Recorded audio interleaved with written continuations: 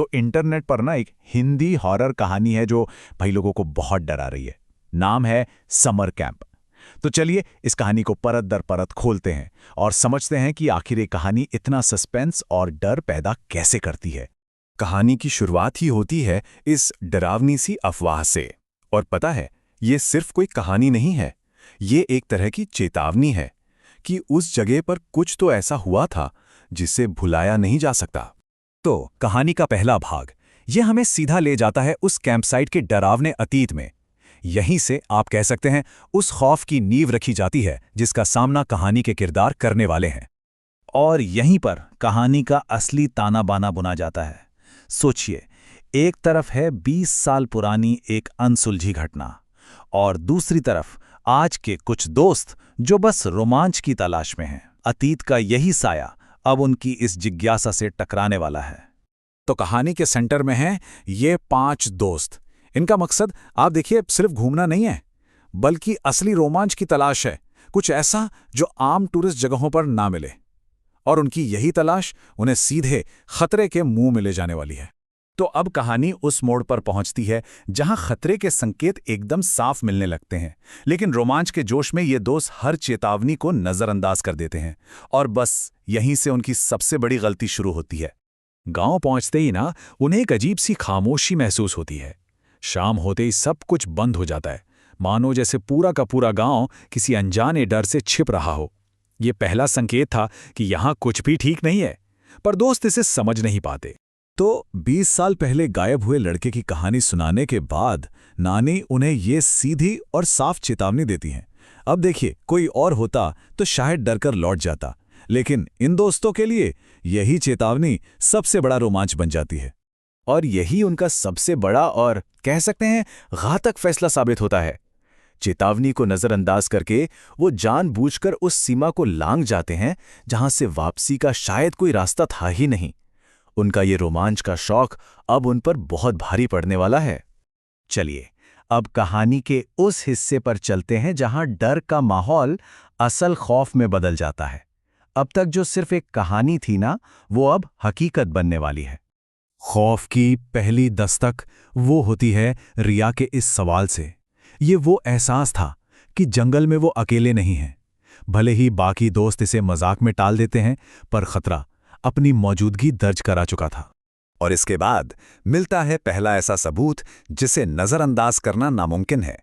गीली मिट्टी पर 5 पैरों के निशान।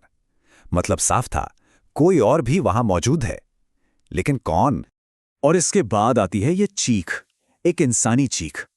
ये वो पल है जब उन्हें एहसास होता है कि खतरा सिर्फ कोई महसूस होने वाली चीज नहीं, बल्कि सच है और उनके बहुत बहुत करीब है। अब मजाक खत्म हो चुका था। यहां खौफ अपने चरम पर पहुंच जाता है, क्योंकि दुश्मन अदृश्य है। वो जानते हैं कि कोई या शायद कुछ ठीक टेंट के बाहर है, लेकिन वो उसे देख नहीं सकते। और जो दिखाई न दे, वो डर सबसे ज्यादा खौफनाक होता है। और आखिरकार वो हो ही जाता है जिसका डर था। वो पुरानी कहानी, वो किंवदंती खुद को दोहराती है। उनका एक दोस्त गायब हो चुका है, ठीक उसी जगह से जहां 20 साल पहले एक और लड़का गायब हुआ था। अब कहानी का खौफ फिजिकल से ज्यादा मेंटल हो जाता है। दोस्त जब जवाब ढूंढने निकलते हैं ना, तो उन्हें एक ऐसा सच मिलता है जिस पर यकीन करना नामुमकिन है।